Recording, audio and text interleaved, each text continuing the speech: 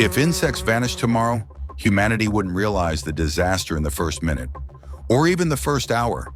The world would feel strangely calm. No buzzing, no bites, no crawling shapes on the ground.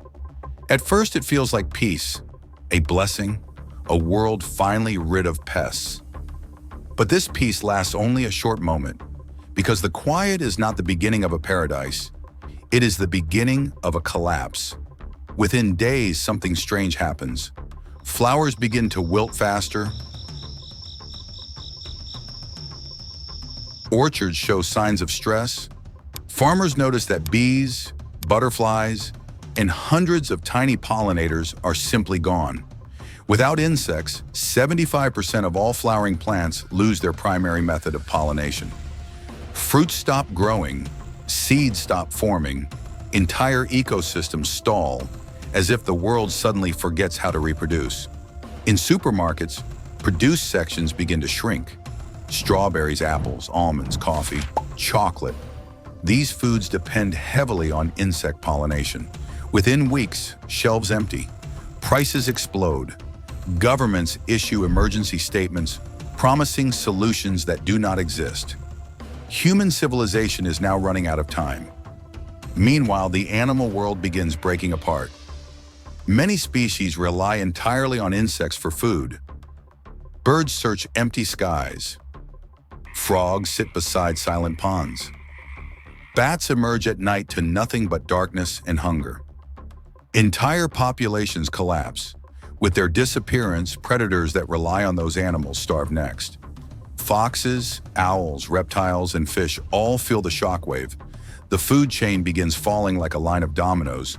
But the worst disaster is still building, quietly, invisibly, and everywhere.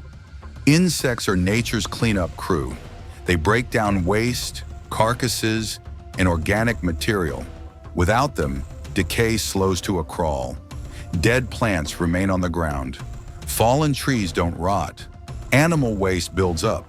The planet becomes a giant landfill of unfinished decomposition. The air grows heavy with the smell of rot. Bacteria and fungi take over the job insects once balanced. Disease spreads faster among both animals and humans. Our world becomes dirtier, slower, and far more dangerous. Then comes year one.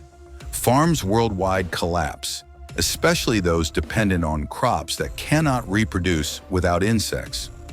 Global food production drops by 1/3. Famine spreads across developing nations. Even wealthy countries struggle to keep shelves stocked. People panic, governments ration food. The agricultural system was never designed to function without insects, and now it is dying. Forests begin thinning. Many trees cannot spread seeds anymore. Birds that once carried seeds are gone. Flowers disappear entirely across regions. Grasslands turn brown. Rivers and lakes lose many fish species. The world's green turns gray. By year 5, human conflict rises.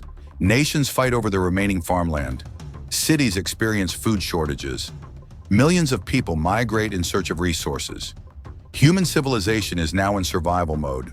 By year 10, the Earth is unrecognizable.